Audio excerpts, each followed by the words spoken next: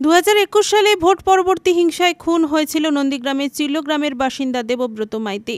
দেবব্রত মাইতির আত্মবলিদান দিবসে মঙ্গলবার চিল্লগ্রামে শ্রদ্ধা জানাতে আসেন নন্দীগ্রামের বিধায়ক তথা রাজ্যের বিরোধী দলনেতা শুভেন্দু অধিকারী।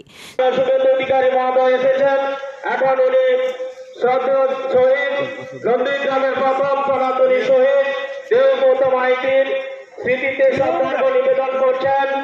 সঙ্গে রয়েছেন দেবব্রত মাইতির পরিবারবর্গ, রয়েছেন আমাদের নন্দীগ্রামের অভিভাবক মেঘনাথ পাল মহোদয়, রয়েছেন ধনঞ্জয় গড়া মহোদয়, রয়েছেন মদন কৃষ্ণ দাস, রয়েছেন সুদীপ দাস, রয়েছেন আমাদের অভিজিৎ ভাই।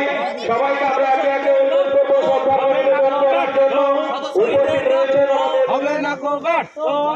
ব্যাচ পরিয়ে শুভেন্দু বাবুকে এই শহীদ সভায় স্বাগত জানাচ্ছেন এবং ব্রতবাবু যিনি শহীদ হয়েছেন দেবব্রত মাইতি তার সুযোগ্য পুত্রবধূ তিনি মেঘনাথ বাবুকে বরণ করছেন। মেঘনাথ দাকে মঞ্চে আসার জন্য অশোকবাবু, ধনঞ্জয়, আশেষ ভাই।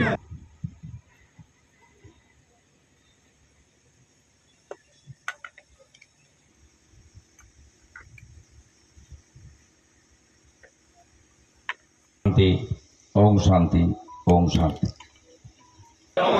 খুনিদের শাস্তি চাই, খুনিদের শাস্তি চাই, নন্দীগ্রামে শান্তি চাই, খুনিদের শাস্তি। হিন্দু শহীদ অমর রহে, হিন্দু শহীদ অমর রহে। শ্রদ্ধা অনুষ্ঠানের শেষে সাংবাদিকদের মুখোমুখি হলেন তিনি। আজকের দিনে মারা গেছিল, আপনার মেরেছিল 5ই মে, দোসরামের পরে তিনি হ্যাঁ, তিনি কলকাতাতে হসপিটালে মৃত্যুর সঙ্গে পাঞ্জা লড়ে মারা গেছিলেন। আজকে দেহ এসেছিল, অত্যন্ত মর্মান্তিক। পরে লোকসভা নির্বাচনেও রথিবা লাড়িকে একইভাবে খুন করা হয়েছে। আমাদের আর্মিদেরকে স্যালুট করার জন্য এটা করা উচিত। আমাদের এই নন্দীগ্রামের 2টো ব্লকের প্রায় 50 জন আর্মি, প্যারামিলিটারি, আরো বেশি হবে সংখ্যা, তারা এই যুদ্ধে অংশগ্রহণ করেছে। তারা বাড়ি গেলে আমরা তাদেরও সম্বর্ধনা দেব। ভণ্ডামি করতে এলে তো হবে, সরকারি টাকায় তো মন্দির হয় না, কালচারাল সেন্টার।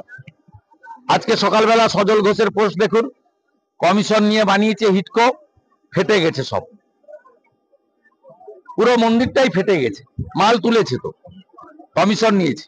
কমিশন নেয় তো ভাইপো, সব ওষুধ ভেজাল, সব ওষুধ ভেজাল এবং তৃণমূল কমিশন নেয়। স্বাভাবিকভাবে মমতা ব্যানার্জি যতক্ষণ থাকবে ভেজাল ওষুধ শরীরে দেবে। এই জন্য পশ্চিমবঙ্গ থেকে প্রত্যেক মাসে মিনিমাম 10 লক্ষ পেশেন্ট কটকে, ভেলোরে, বাঙ্গালোরে, হায়দ্রাবাদে, মুম্বাইতে চলে যায়। এ রাজ্যের চিকিৎসা ব্যবস্থার উপরে কোনো সাধারণ লোকের বিশ্বাস ভরসা নেই। রঞ্জন মাইতির রিপোর্ট, খবর BCBS।